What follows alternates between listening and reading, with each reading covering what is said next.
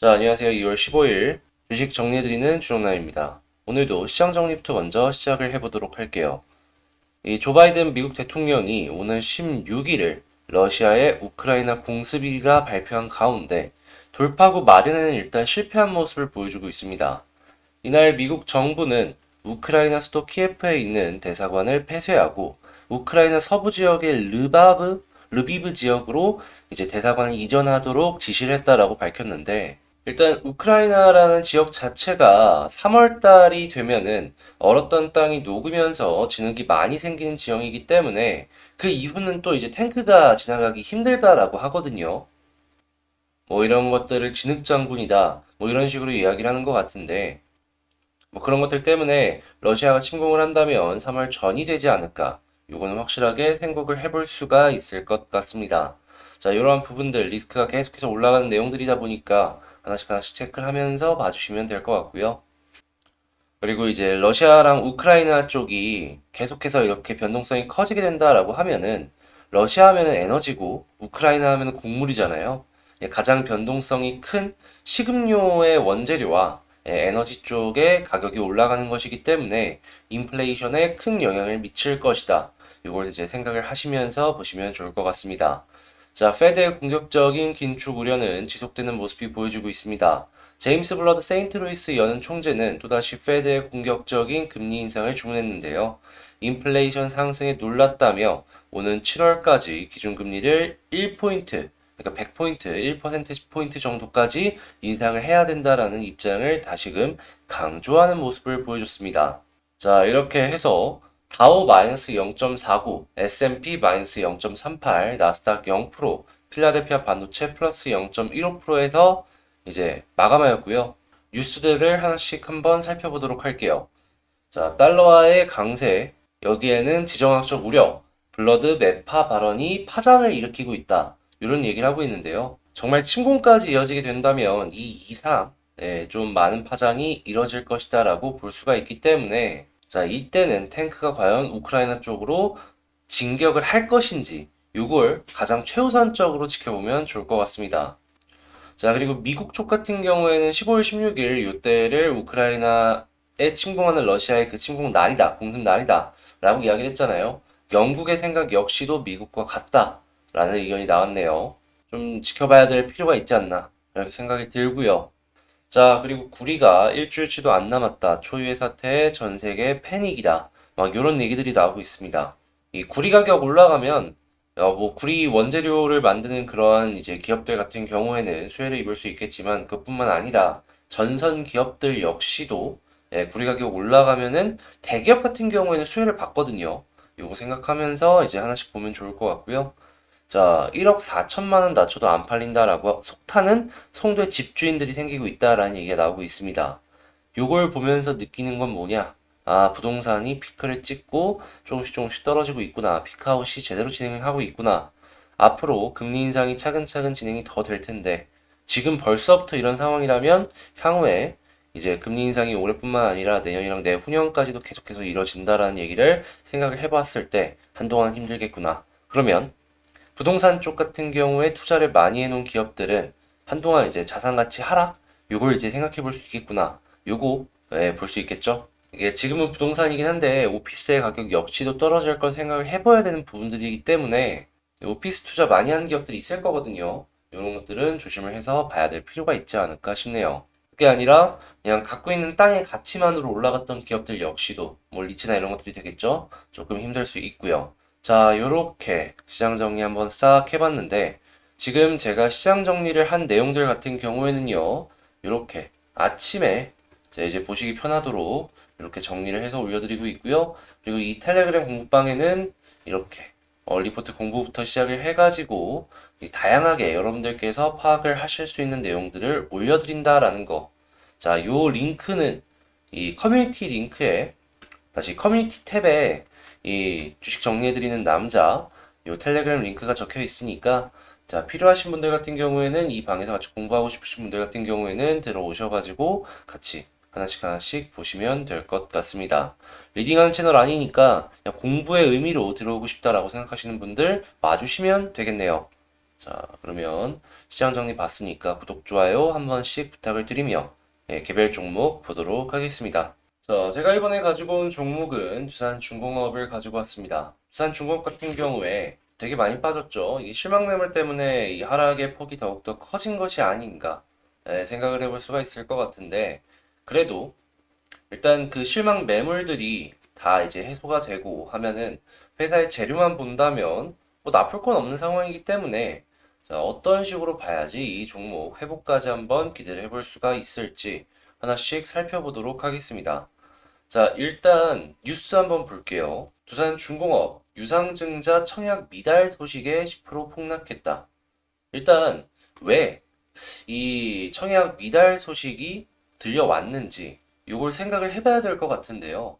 자, 두산중공업 회사의 재료에 대해서 딱 살펴보았을 때 뭐 수소도 그렇고 가스터빈도 그렇고 풍력, 원자력 이외에 뭐 해수 담수화나 아니면은 뭐 폐배터리 재활용 뭐 이런 것들을 생각을 했을 때 미래 성장 가치가 없어 보이는 게 있나요? 가스터빈 같은 경우에 지금 정부에서 밀어주고 있고, 수소 역시도 마찬가지고, 풍력 역시도 마찬가지고, 그리고 원자력 같은 경우에는 이건 전 세계고, 그리고 해수 같은 경우에는 중동 지역에서 꽉 잡고 있고, 폐배터리는 이제 시작이긴 한데 그래도 특허 갖고 있는 거 있고, 자, 이런 것들을 정리를 해봤을 때 특히나 이 수소랑 이 풍력 같은 경우에는 국내 1등 사업자, 얘는 전 세계 탑 사업자, 원자력 같은 경우에도 전 세계 탑 사업자 중에 하나, 가스터빈 같은 경우에는 이 전 세계에서 다섯 번째로 만든 그런 회사. 야, 이게 재료만으로 본다면 이게 참 어떻게 보면은 유상증자 청약 미달 소식이 들려올 이유가 하나도 없는 그러한 상황이다라고 볼 수 있을 것 같거든요. 그런데 이번에 들려왔단 말이죠. 왜 그럴까를 생각을 해보면, 일단 두산중공업이 이번에 유상증자 이전에도 1년 전에 유상증자를 했던 기억이 있습니다. 이 투자자들의 심리가 이때도 그랬는데 이번에 또 그러면 이러한 것들이 좀 깔린 것 같아요, 바닥에. 그래서 이게 한 번은 모르겠는데 두 번 이렇게까지 진행이 되니까 야, 이거 좀 그렇다라고 사람들이 생각을 하니 이렇게 청약 미달이 된 것이 아닌가 생각이 드는데요. 일단 회사 입장을 한번 보자면 문제는 없다라고 얘기를 하고 있습니다. 구주 같은 경우에는 대부분이 청약을 진행을 하기도 했고 하다 보니까 이건 돈 들어오면 우리 같은 경우에는 정상화 금방 시킬 것이고 회사 사이즈 금방금방 키워줄 것이다 라고 이야기를 하는 것 같은데, 그럼 차트를 보면서 어떤 생각을 해보면 좋을까 이걸 꼽아봐야 될 것 같은데요. 저는 이때를 참고해보기 좋을 것 같다라고 생각을 합니다. 자, 이때 보면은 유상증자 이후에 이렇게 떨어지는 모습이 지금과 되게 비슷한 걸 확인을 할 수가 있죠. 그리고 나서 물량을 소화하는 데 있어서 대략 한 3개월 정도? 이 정도 걸렸다라는 걸 알 수가 있습니다. 자, 그러면 이번에도 마찬가지로 여기를 기준으로 한 3개월 정도? 요 정도 시간이 걸려주지 않을까 싶네요. 향후에 3월 달에 이 물량이 또 쏟아지는 것도 있거든요. 그것들까지 생각을 해본다면, 요번에는 3개월보다 더 걸릴 수도 있긴 한데, 이 떨어지다 보면은 가격 그 방어되는 구간은 분명히 올 수밖에 없을 것이거든요. 그래서 지금은 지지 라인으로 볼 수 있는 부분들이 뭐가 있는지 이것도 한번 보도록 하겠습니다. 자, 일단 월봉을 먼저 보자면 20개월선은 이탈을 했고요. 그럼 조금 더 아래쪽 부분에 60개월선이 있기 때문에 요거는 그냥 체크만 해놓는 거 12,000원 부근. 연봉상에도 딱히 뭐가 보이는 게 없는데 13,000원 부근에 뭐 하나 있는 거 알 수 있습니다. 자, 그럼 주봉상으로 봐야 될 것 같은데 주봉 역시도 12,500원 부근에 뭐 하나가 있는 걸 확인을 할 수가 있다. 자, 지금 너무 좀 구간이 거리가 멀기 때문에 뭐 주, 월, 연은 딱히 볼 게 없을 것 같고 일봉을 좀 집중적으로 봐야 될 것 같아요. 자, 2년선 481선이 바로 아래쪽에서 이렇게 올라오고 있는 걸 우선적으로 체크를 해볼 수가 있을 것 같습니다. 여기에는 매물대도 이렇게 많이 쌓여 있기 때문에 제가 생각을 했을 때는 자, 여기 매물대와 481선 부근이 1차적인 지지라인으로서의 역할을 해주지 않을까 생각이 드네요. 가격적인 부분들도 하나씩 선을 그어본다라고 했을 때 얼추 지금 위치랑 비슷한 걸 확인을 할 수가 있죠. 맨 위에 거를 지우고 그냥 아래에 있는 것들만 하나씩 살펴본다라고 하면은 한 요 부분이 매물대랑 겹쳐가지고 이 두산 중공업 떨어지는 데 있어가지고 제한해 주겠구나. 이걸 생각을 해볼 수가 있을 것 같은데요. 일단 첫 번째 지지라인 찾았으니까 이거 참고해보면 좋을 것 같고요. 그 다음으로 이제 올라가는 거에 대해서 한번 생각을 해봐야 될 것 같은데 이 종목의 특징 중에 하나가 과거에 이 볼린저 하단을 찍고 나서 21선을 돌파해주는 모습을 보여줬을 때 볼린저 상단을 가는 이러한 모습을 많이 보여주곤 했잖아요. 이번에도 마찬가지로 자 21선을 돌파하게 된다면 21선 볼린저 상단까지 이 정도는 단기적으로 봐도 된다. 이렇게 정리를 해볼 수가 있을 것 같습니다. 자, 그럼 단타 생각하시는 분들은 여기 21선 하나만 눈에 딱 불을 켜고 지켜보면 되겠죠. 자, 근데 이제 아무래도 요 정도 먹는 걸로 만족 못 하시는 분들이 되게 많으세요. 물리신 분들도 많고 하다 보니까 겨우 이 정도로는 나는 지금 본전을 못 간다. 난 더 봐야 된다. 라고 하시는 분들이 많으실 것 같은데, 자, 일단 그런 분들을 위해서 이제 좀 말씀드리고 싶은 건 제가 아까 여기 같이 보면서 3개월 얘기를 했잖아요. 3개월 동안 이 481선 위에서 횡보해주는 모습을 조금 보여주다 보면은 61선이 내려올 겁니다. 자, 그러면 61선의 돌파 시기가 하나씩 하나씩 보이기 시작을 할 거거든요. 요게 그냥 60 하면은 그냥 숫자로 보니까 잘 감이 안 잡히실 텐데 3개월이고요. 3개월이면 한 분기입니다. 실적 발표도 한 분기에 한 번씩 하잖아요. 자, 그러면 한 분기선을 돌파해주는 모습을 보여주면 요거는 의미 있다. 이렇게 볼 수 있는 거잖아요. 그래서 향후에 뭐 바닥을 딛든 뭐 어떻게 하든 횡보를 하면서 61선이 떨어졌을 때 돌파해주는 모습을 보여주고 61선 턴하면서 이 주가가 이 위에서 유지가 되는 모습을 보여주게 된다면 여기가 추가 매수 타이밍이다.